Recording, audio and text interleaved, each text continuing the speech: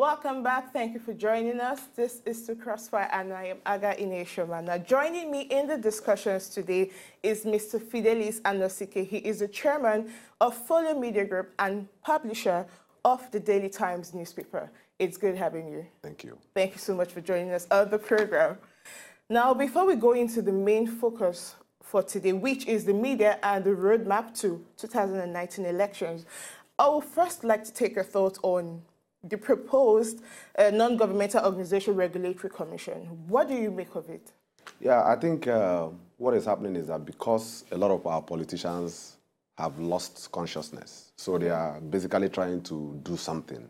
Why do you try to regulate non-governmental organizations? That's why they are called non-governmental organizations. You know, because they are extant rules or extant issues that the United Nations sought to solve through this area. So you can imagine what is happening in the Northeast. Take out non-governmental organizations, the country will collapse. The government can handle that alone. The government can't. If you take out the work that the non-governmental organizations do in Nigeria on a day-to-day basis, you take budget, for instance, we budget millions of dollars in health, for instance, and at the end of the day, you don't even spend up to 10-20% of that. Where does the gap come from? It's non-governmental organizations. So why do you have to regulate them? But then the non-governmental organizations in Nigeria especially have been known to engage in fraudulent activities, movement of funds, either for sponsoring or various nefarious activities. So don't you think it's only about time? Maybe they can be regulated, but in a way to ensure that these monies are not trafficked, monies are not used for such other purposes against their core. You know, I think we're just a country of people that lack consciousness. Okay. You know, you're talking about monies moving, and so on and so forth. There are rules now. There are rules governing transfer of monies. There's banking rules. There are rules. There's policing rules. There are rules for foreign exchange. You have all sorts of rules. But we keep wasting our time and energy. The most valuable thing in life is time. And the lawmakers will sit down and waste their time talking about something when they should be talking about real issues that are constitutional, that can bring development to the people. So you think this is dead on arrival? It's dead on arrival. It's waste of time. It's comical. So how do you see this play out? How because interest groups have been protesting. You know, I think I mean, sometimes you don't even have to waste energy on some of these things. Let them do what they want to do. It's not going to fly. There are rules that you make that won't fly. There are already rules about if you want to curb money trafficking. There are rules for money trafficking. Money laundering. People don't carry money in the bags and go to US. No, there are banking rules. So you enforce those rules. You don't need to keep creating walls. So because something is bad, then you look at a very critical element of the human development, because we don't love our people. So this is more about human development? Yes. You have to look at what is the impact of these NGOs in the country. What are they doing for the people? The government of Nigeria for the past 20, 30 years has been absent. Would that also include this administration? Yes. So you're saying you do not even believe that this administration is doing as much to make its presence known to the people? You have to ask yourself that question. Go to the streets. It's not about, it's not about being political correct. It's not about, the governance is for the people. People elected governments to drive initiatives that will impact on them. That's why it's called authoritative allocation of state resources. Yeah. So if at the end of the day, the state resources is not reaching to the people, and we are all blaming, we blame this person, we blame that person, we blame this minister, and so on and so forth, that means the consciousness is not there. So there's something that you have to be able to focus on is, what is it that is working for the people? The reason why you see today when you go to Congo and P Square does a concert in Congo and is filled up, what is the government impacting that? None. They've done it by themselves. So you have young people of Nigeria all by themselves without parents doing stuff for themselves. But the only thing that we think about in government in Abuja is roadblocks. You know, how do you do this? How do you do that? You're benefiting from sweat of people. When the government is supposed to create the enabling environment, create social security, create infrastructure, create all these things to make. We are not doing that. We are busy. If you take out the papers, put it every day. and look at the headlines of the papers or in news and see if you have anything that talks about the people, how the life of the people will be better. You are actually trying to draw me to one question which I have for you, but I think I will keep that question for later. But then let me take your thoughts on the insurgency in the northeastern part of the country. It's unfortunate, but then this administration in 2015 came on board with a promise to end Boko Haram insurgency. Now, we wouldn't want to talk about having to tactically or technically defeat Boko Haram, but then what will you make of the whole campaign, which the Nigerian army has been? No, I think the Nigerian army must give it to Nigerian army under Buhari.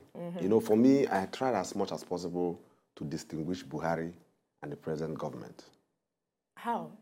Because, aren't they one of the same? No, they are not one and the same. They are not one and the same. You can find yourself, that's what you talk about, when people talk about making impact in where they found themselves. You have to understand how did Buhari emerge the president of the country. Okay?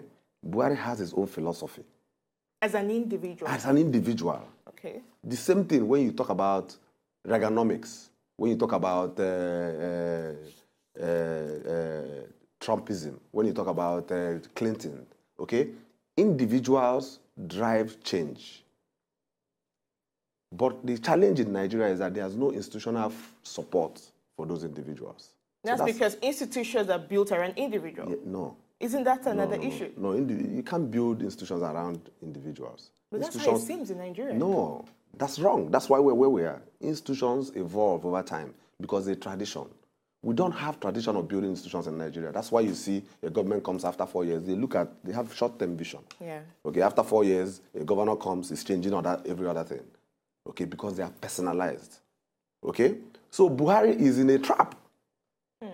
Buhari, if I was Buhari today, what I would be talking about is that you have to focus on trying to drive the philosophy of Buhari. What does Buhari represent? There are some people in this government that believes in Buhari. There's people all around the world that believes in Buhari, but it doesn't mean they believe in the government that he's driving. Because there's his policies also. No, yes. Policies are going to be carried out by institutions. Yeah. Individuals don't carry out policies in government. True. There are structures that if you want education, you go to the education ministry. You can have budget 250 billion. If the bureaucracy doesn't want 1 cent to come out, what are you going to do? The money is in the central bank. You're going to say, oh, because the president has approved it, the money comes out. No, that's why it's called a nation. So everything works in part. So until you have a large amount of those of Buharism in the country, then the change that Buhari seeks to apply will happen. Now, beyond using military might and force in addressing the issues of Boko Haram insurgency, in the chain of peace building and negotiations, there's the other arm where, in terms of having to de-radicalize individuals, you also have to use the media, especially. The media, they have a lot of role to play. Now, do you see the media, particularly coming from your organization, the Daily Times? For me, when people talk about do you see the media, media is a business. Media is not an arm of government. Yes, it's okay for you to be a social entrepreneur. But then the insurgency has the power to cripple business. No, yes. But cripple not media business, all the country. Exactly. So why would I, as a media practitioner, be the one that people expect me to change the perception of insurgencies by myself without any constituent alignment with all parts of government? So the media does that, and the bankers are flying private jets. So what are you talking about? Let's look at it from this angle now. The media is widely referred to as the fourth arm of government. Yes. And the media influences opinions of individuals. Yes. This is morning. You go out to the streets, the first thing you see, people gather in clusters looking at the headlines on the paper. And then without most times having to sit down to read and digest in full, they're already forming opinion. This goes on social media. So the media itself has the power to reshape the idea, but we haven't quite seen a lot in terms of having to educate the people, to break, the indoctrination. That's what I... and the patriotism for insurgency. we are trying... That's what I'm trying to let you understand. Media is a business. Media belongs to individuals. Individuals have vested interests. Okay. Individuals have to pay their bills. Okay? Government also owns media. That's the reason why everywhere in the world, governments owns media. Government owns strategic communication platforms. And there's what you call public communication. It's different from private businesses or private media businesses. When you go to the US, the media is either you're on the right, or you're on the left, or on the center, or in the center right, and so on and so forth, based on years of investment of your shareholders. It doesn't mean that if you come out tomorrow, then you start going right or left. But everybody as a country, as an individual in the country, everybody as a citizen of the country owes the country a responsibility to leave it better than they met it. That's true. For the future. It's not just media. I can't, in all good conscience, for my shareholders, I'm struggling to build a business because I'm trying to gather eyeballs and give them what they want to see and then monetize and build a profitable business to leave a legacy for the country so that the legacy of my footprint will be in the country. And you expect me to do a national assignment. But that can be a CSR of yes, sorts. That can be to promote the Nigerian spirit. You do that consciously. You do that consciously. But you look at the country today, because what happens in Nigeria, for me, for what I've seen, which is very, very frustrating, is that we look at Nigeria, we don't understand how Nigeria was designed. Nigeria is working for the people that designed it. There are people that designed Nigeria. It's working for them.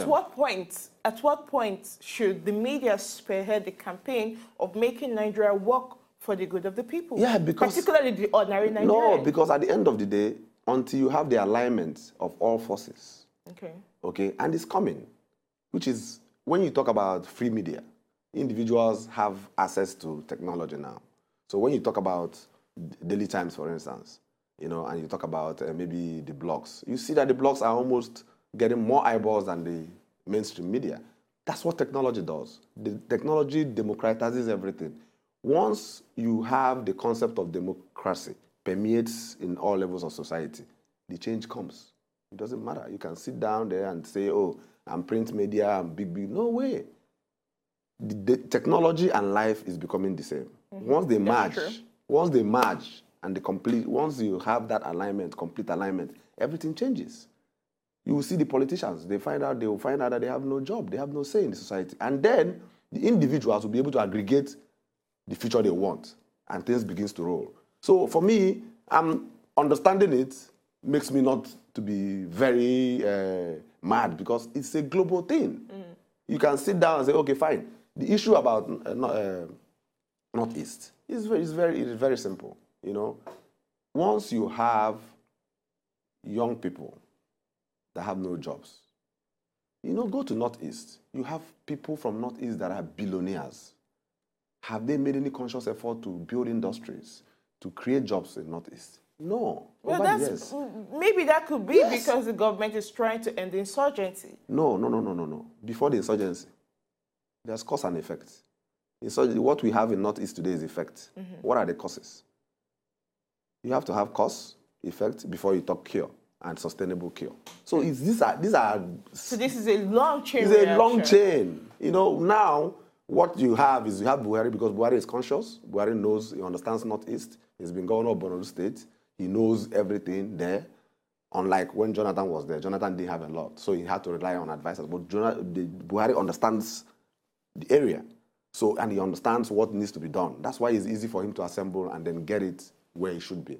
Now, once you get it where it should be, and you are now allowing the NGOs, everybody to go in there, you have to have a long-term sustainable structure that changes the advocacy. Okay? Long-term sustainable structure that begins to change the minds of the people. It's not media. How many media companies are in Northeast? No. But it's strategic communication. You know, that you have to create jobs. You have to rebuild. You have to sustain the peace. You have to manage the peace. Then you still also have to be pursuing the remnants of the... So it's not something that you just sit down in one place and say, oh, this is... No. This is government. It's not individuals. So the government has to... The government has to sit down and do it. Media can play a role. Students can play a role. Industries can play a role. Bankers can play a role. It's not about media. So then how will you rate the agencies of government, particularly the National Orientation Agency? 0. one word.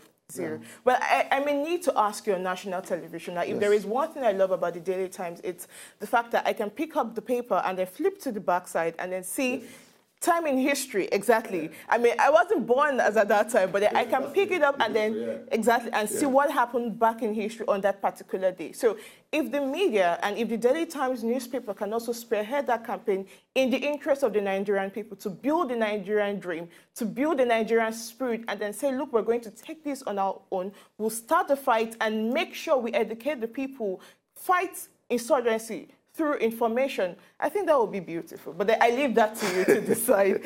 So, straight to the business for today. The media and 2019 build up to the elections. Now, it's no secret that hopefully from 2018, election campaigning will begin. Now, I may need to take you back sometime in June. Now, Mr. Rotimi Amechi, the current Minister for Transportation, did say that social media will play a prominent role, in his words, play a prominent role in the conduct and determination of the outcome of the 2019 general elections because of its ability to sensitize the voting population.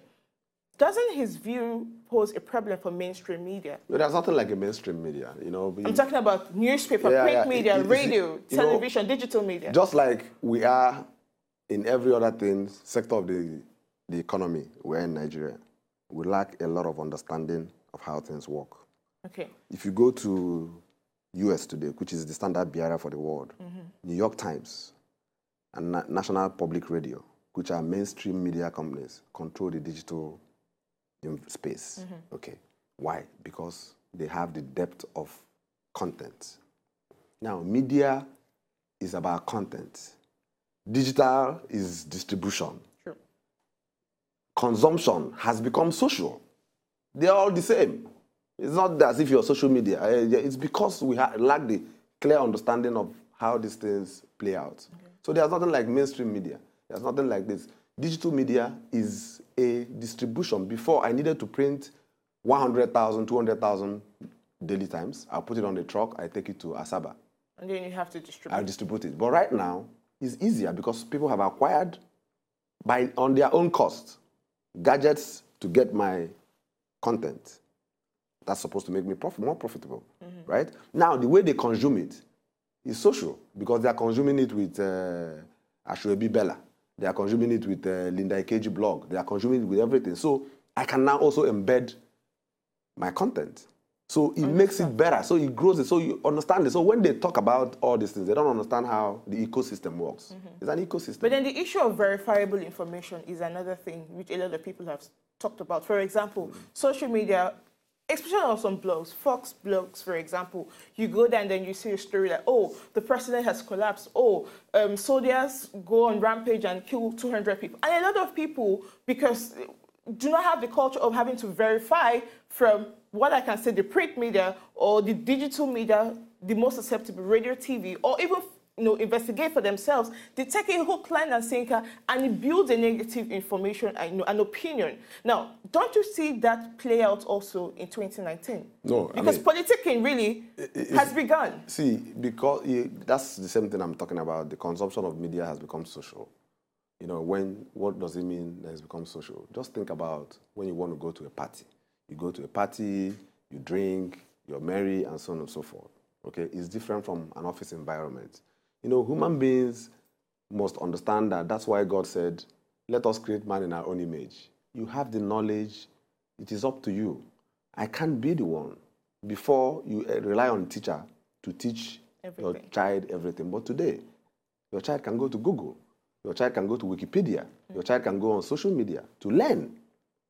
So the informations are there, but you have to be able to learn. So our brains are challenged more. So you have to prepare yourself. It's self-consciousness. It doesn't have to mean that, because somebody says president has collapsed. You have to verify. They say trust, but verify, because you have the capacity to verify. So if you take it whole like Asika, what happens? Tomorrow, you become uncompetitive. Other people are progressing in life. Because you're taking everything you hear, or you're spending 24 hours on social media, you don't want to go to work.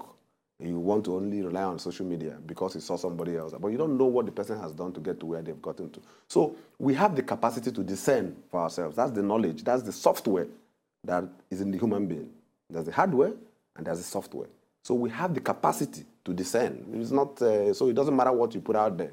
Okay? So it's all about, say, I go back to that, it's all about individual consciousness. Okay. Once you're conscious of what you're doing or what you want to do, information is there to enable you take an action. It's not there for you just consume it and then you just playing. No. Take an action. Yes, it's a very powerful tool. But you have to distill. There are verifiable sources. The same thing. You can go to Google because you have to understand how the internet works. It's free to air. It's like so you can't really regulate. You can do, yeah, you have to, you can do anything. I can go into anything and upload anything. If you don't understand how it works, you can't do anything. Just like understanding the stock market. If you don't understand the stock market, why do you go to invest when you don't understand how it works? True. You lose your money. You lose your money. You get one there today, at the end of the day, just like lottery, just like gambling. Those things have inherent back-end control. So what I can say to you as far as media is concerned on glorification of the media or democratization of the media is a good thing, is a fantastic thing. Human beings has to be free to make their judgments. That's why you see that America is the biggest society in the world. First Amendment.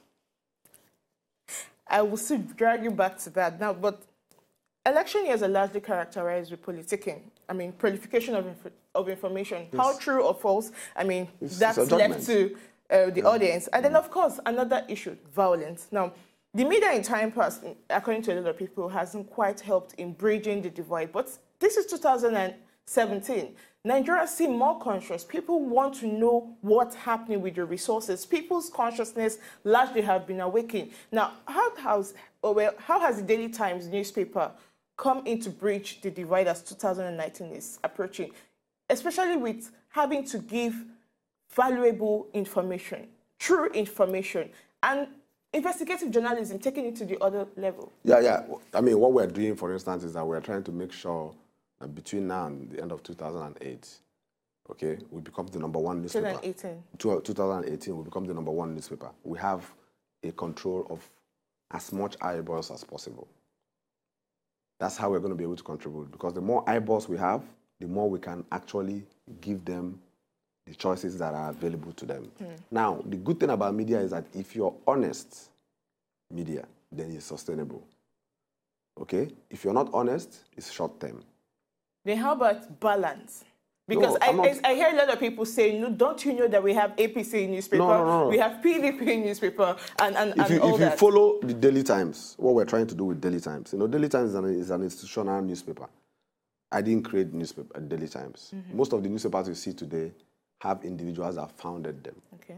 Daily Times in 2018 will be 92 years old. Yeah. And I knew, I was conscious of that before I went to get it. It's about reviving an institution that people have built with the right kind of design, with the right kind of consciousness, and with the right kind of focus. So if I stepped into Daily Times and I'm trying to create it to my Fidelis Anosike's image, it won't work. Sure. Daily Times, you see, it says Nigeria Independent Newspaper, established 1926. So it was established to be an independent newspaper. If I try to take it right or left, it won't work. Then that means it's not in the mode of Daily Times. I have to go and build my own, because I have a choice to go and create a blog as Fidelis Anosike. But what I'm trying to tell you, in essence, is that what you see that we're trying to do in Daily Times, look at our headlines. Follow it, just follow it. You know, it takes very painstaking effort and structure to rebuild a legacy institution.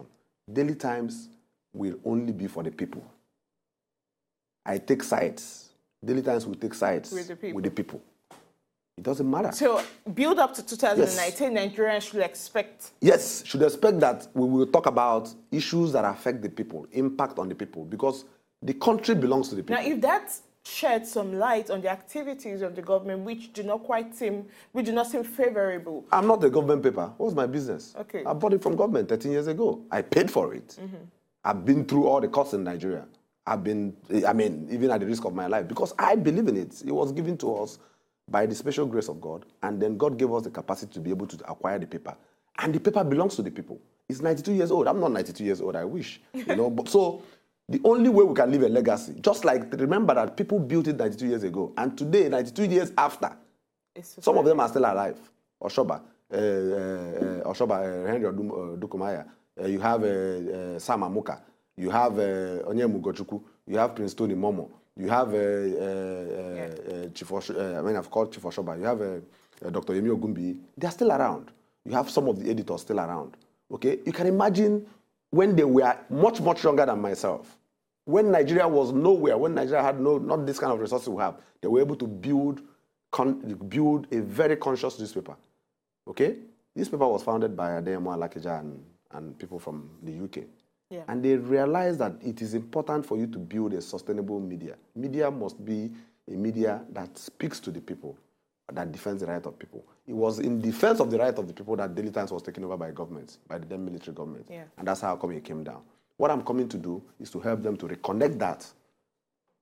Take it back. Take it back to the people. It's not for me. I will be rewarded by my work. The people will reward me. That's what I'm doing. I am very clear on what I'm trying to do, and my team are very clear on that. Okay. That's why we don't mince word about what we're trying to do. So in 2018 election, we will be for the people. And the people alone. People alone. If APC scorecard, we'll put it on the front page. Okay. If you have performed, you don't need to be upset when somebody says you have performed. If you have not performed, you have not performed. That's the fact. The fact is only when you try to talk about alternative fact that people begin to argue. Fact is fact. And it can It's prove fact. for itself. No, you don't need to prove fact. Okay. Fact is fact. So it can speak for itself. He speaks in for other himself. words. He takes a life of his own. Fact is fact. Okay, so I may need to pause you on that thought. Now we'll go on a quick break, and when we return, we'll take the discussions further. We'll be right back.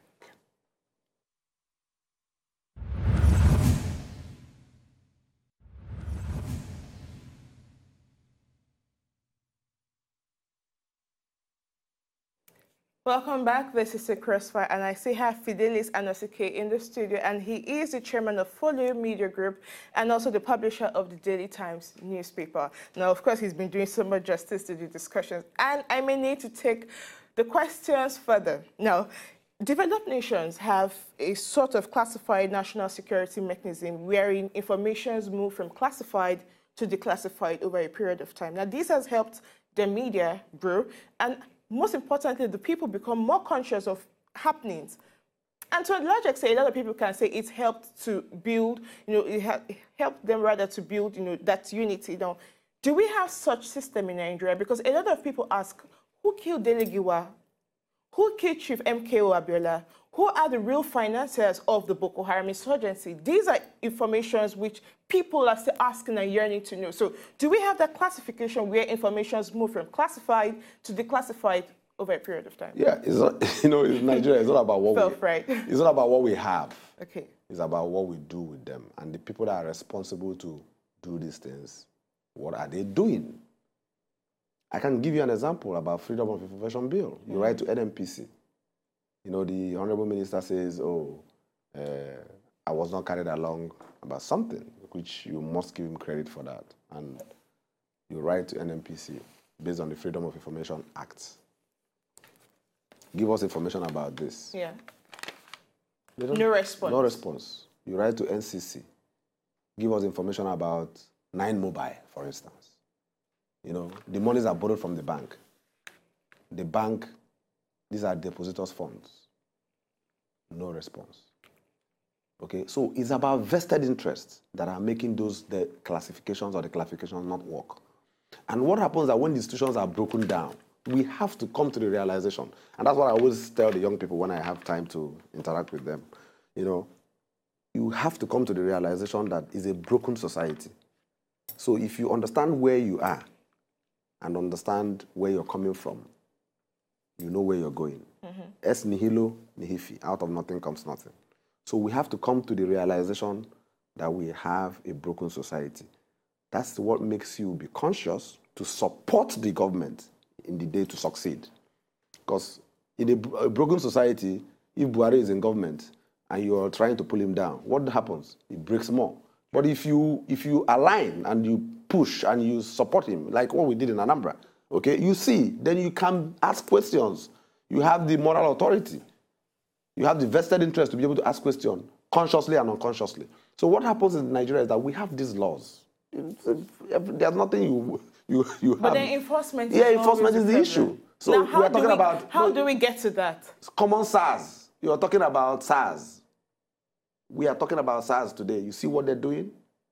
When the policemen are not trained and they are giving guns, what do you think they will do? What do you think they will do? They are there killing young people instead of them looking for the criminals.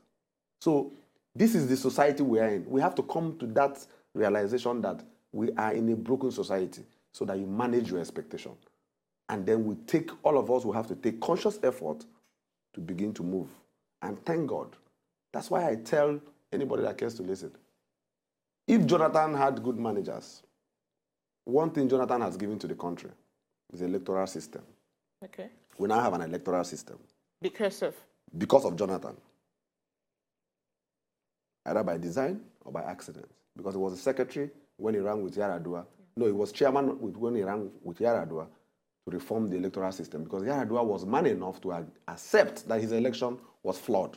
And Jonathan saw that restructure and then subjected himself to appointing Jagada he didn't know. And this is what happens when you create a sustainable structure. That's why when he lost, he had to go because he was the one that started it 6-7 years before even he lost. So you see what will happen in 2019. The election will belong to the people. Okay. Watch. You see, we did it in Anambra State.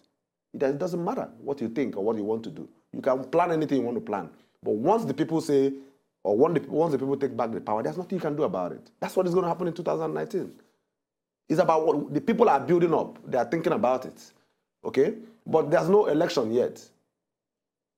It's still very far away. Now, from some of the feedback, as regards the people's journeys, now the people want more young individuals to go in politics. People want more young individuals to contest in 2019. No, it's not people want. But that seems to be the reflection. If you're a young person and you want to go into politics, what stops you? No, then you have to consider the issue of the political parties and the big wigs. No, it doesn't. There's something to consider. When you want to build your business, do you consider that First Bank is there before Jumia built his bank? Did you think about First Bank? You invest your time. The most valuable thing that you have that nobody can take away from you is your time. Your knowledge is your preparedness. So you invest your time, you go into it. Don't say, oh, we want young people. Who wants? Jonathan was young. I can count to give you names of people. Bankole was a Speaker of the House, less than 40. Young people are in the mix. But the point is that there's politicians that has infrastructure that is not conscious and aligned to the people's thoughts. There are thousands of them, millions of them that are young people in local council, commissioners. Is Rochas old? All of them. Where does money politics also affect this? Because there is nothing. See, when you talk about democratization of the media, basically, what do you need money to do? You can grow your audience and you. But then he who has so much money has so much money to control the media. No, it's not. You just said it here, because we say things that will stop us. When I acquired Daily Times, I was 37. If I was thinking about it, yes. If I had prejudices, I was saying, oh, I'm from Igbo. The Daily Times belongs to the Yorubas. This is that. You wouldn't do it. There's always an excuse not to do anything. So these are individuals. Until we get the pool, a country does not change a country. Individuals change countries. Certainly. So it doesn't take a motley crowd to change a country. It takes 1, 2, 3 people to drive the change. So the young people should jump into the mix. Why are they saying, oh, why are we saying, oh, we want, so who is going to give it to you? Why don't you go and stand in the street and say, I want money, and let people give you money? And then you want to change the lot of your people. You want to make impact. Because governance is about impact. When you live here, what you're able to build. Look at Dubai. In the past 20 years, they've built a political structure, they've built an economic structure, they've built a city for their people. We don't love our people enough to do stuff, but we talk about it. If you go to anywhere and meet Nigerians, they talk about the country is not good. What are the actions that people have taken? To build it. They would rather spend their time in bars. They would rather spend their time lounging. And they complain. Because it's easy to complain. You can type, it goes away. Yeah. What action are you taking? How many of those people that you see talk about, oh, I want to change country, when was the last time they went to their village? Okay, now because it's one issue I'm really particular about as a Nigerian. Yes. Now, on Saturday, the PDP convention took place, and I saw pictures. A lot of Nigerians saw pictures on social media of envelopes, white envelopes stacked full with dollars, foreign currencies, most likely given to influence the vote.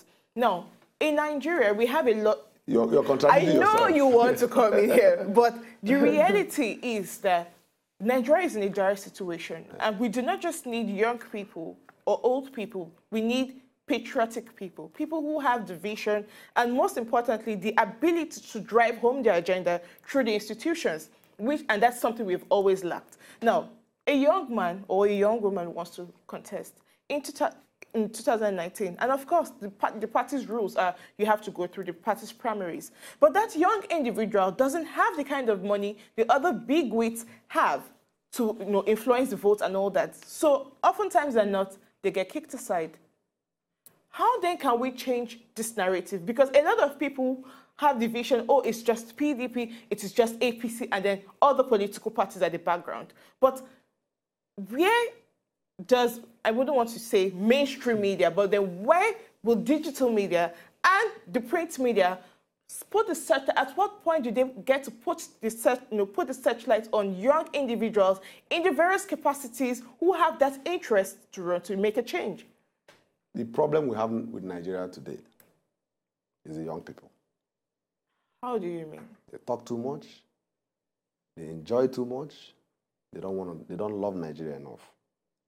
When you say they don't love Nigeria, let me tell you. I used to say this because I used to travel a lot back in the days to talk to Nigerians in diaspora. And I tell them, I can say it even on national TV. I tell them, the reasons why Nigeria is corrupt, the reasons why Nigeria is broke is because of Nigerians in diaspora. Because their parents lost the plot and they had to steal money. Most of them, some of them, it's not everybody. They stole money. You go to directors, you see he has 3 children in Cambridge. They stole money to train them. So those young people are assets to the country because they've been opportune. Sometimes you can take money. It happens in every society. It happened in the US, after the revolution and so on and so forth. Yeah. It happens everywhere. The Great Revolution. Now, the young people of Nigeria is like an albatross for Nigeria. We have them because they are assets that people have taken money from the national till to train. But if we had conscious governments, which is what Obasanjo did by creating the diaspora movement to bring them back, the reason why you see that things are moving in music, in Nollywood, in all this, in that, is because of that too. Do you understand? Because the young people have come back from the US. They know how to just sit down in their computer and be able to create videos. Nigerians are not going again to South Africa to go and learn those stuff. Because Nigerian young people are now finding it easy to come back. It's because of the diaspora movement that Obasanjo started, which you must give him credit to that. Okay? Yes. Now you have a volume of them that have come back from the US, the UK, and so on. But these are also people that were trained with government monies that were stolen from government. So, it's none of, but they now sit down. They have the assets to change the country. You talked about media. You talked about purification. So go and check when you talk about old media and new media. The new media of Nigeria today, check Wizkid, check Davido, check P-Square, check Omonioboli, check Rita Dominic. Put together how many eyeballs they have. Then you put Linda. You put Lori Supergirl, you put all of them together. You see the power they have. So what are they doing with the power?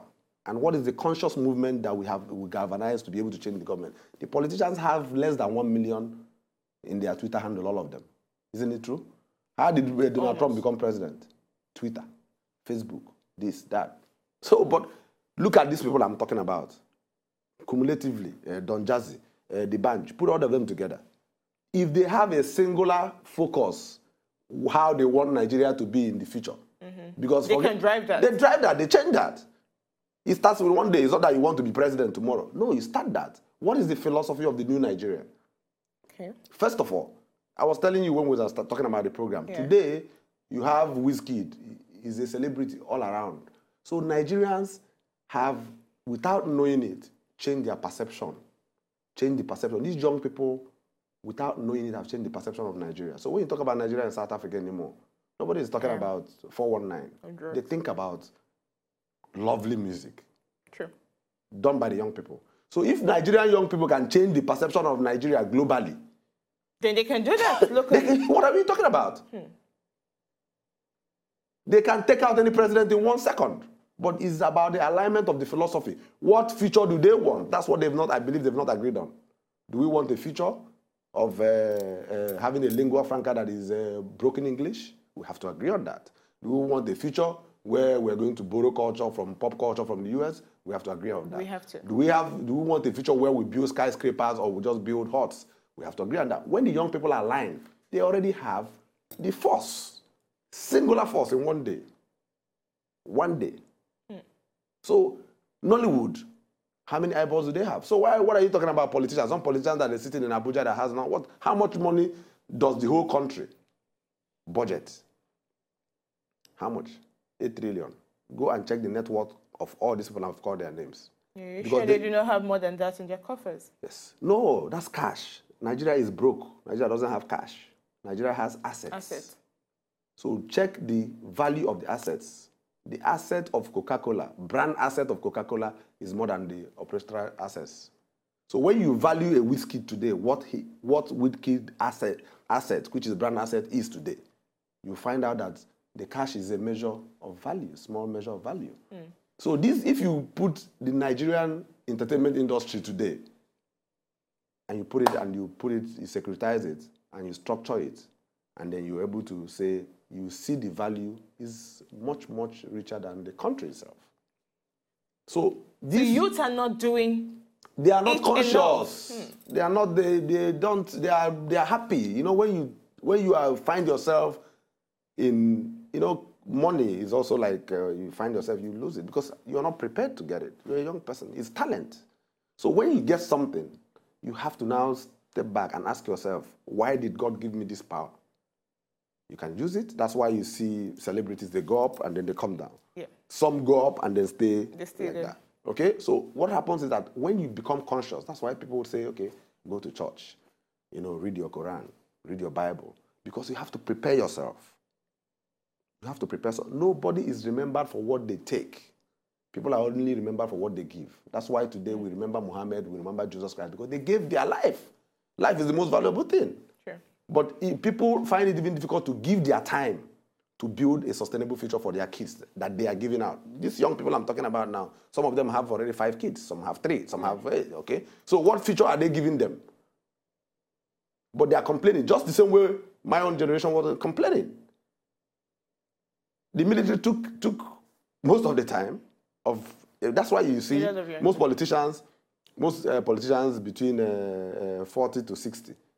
The 20 years is gone because look at it. Just go and look at people that control the assets of Nigeria today. They are in their 80s. They are in their 90s because it was handed over to them. This one got a platter of gold. This one so now the youth have to put a lot of struggle. There is no struggle. They don't need to get Nigeria asset oil is no more an asset. It's dead. The world is going beyond oil. The asset is knowledge. The asset is music. The asset is movies. The asset is eyeballs. The world has changed. People are talking about creating cars in the next 20 years, green cars. People are talking about, Mark Zuckerberg, how old is he? 30 something. He came to Nigeria. The president, we even wanted to receive him. Is it something here? Why did he come in the first place? He came because he has partners here. And he says something in Nigeria. He invested $20-something million. With who? Is it with government? So what are you talking about? Google has an office in Nigeria today. YouTube is advertising in Nigeria. So you see the power of the young people. So why are they staying down and say, we want politics? If young people create a movement today, if they create the philosophy that other young people are aligned to, and then awaken the consciousness of what the critical situation where Nigeria is today and the urgency of time to build a sustainable future because it takes time. Then we can get there. Yeah, the eyeballs, because you we start have the to movement, and then at the end of the day, you have engineers that are young people that know the sequence of building a sustainable environment. Wow. I really wish it's as easy as you've painted it, but that's how much we can take today, and I wish we had more time. Thank you so much for being a part of the show. Thank you so much, Mr. Fidelis. We look forward to having you back on the program. Do have a beautiful day. Do not drink and drive. And of course, young people, be awake. God bless you and have a beautiful day. Thank you. Compliments of the season. Okay. Oh my goodness. To enjoy more of these our Ogbonge videos when you just watch, press this button to subscribe on top of our YouTube page. You go love her.